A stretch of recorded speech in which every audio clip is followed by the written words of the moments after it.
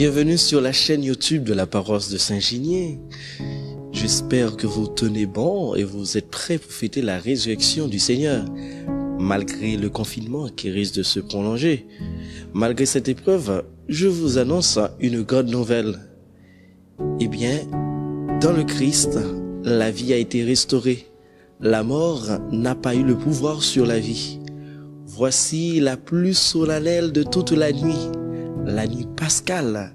C'est la nuit où l'Église attend, dans la prière, dans la méditation des textes de l'Ancien Testament et du Nouveau Testament, la résurrection du Seigneur. Oui, celui qui a été sacrifié sur l'autel de la croix est sur le point de se lever et cette joie de la résurrection envahit tous les cœurs où nous allons tous ressusciter avec lui. Dans l'annonce de la Pâque, on retrouve cette phrase qui éclate de partout, la joie du monde, qui éclate dans l'Église, la joie du Fils de Dieu. Le Christ est ressuscité, il triomphe sur la mort.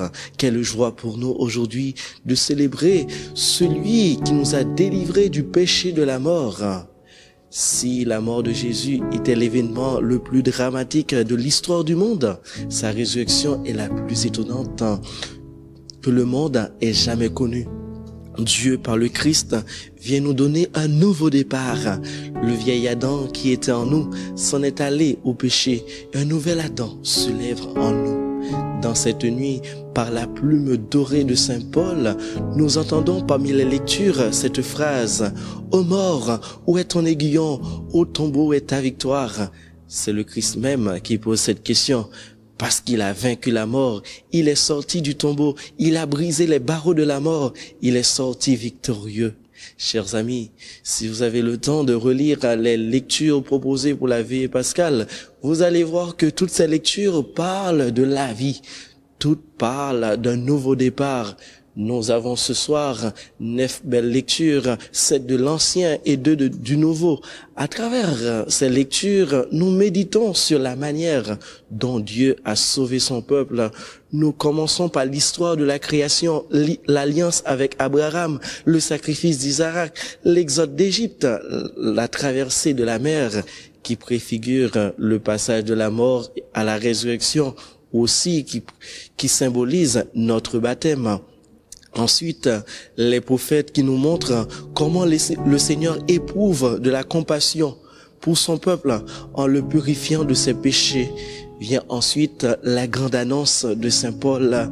Par le baptême, nous mourons au péché et ressuscitons pour une nouvelle vie avec le Christ.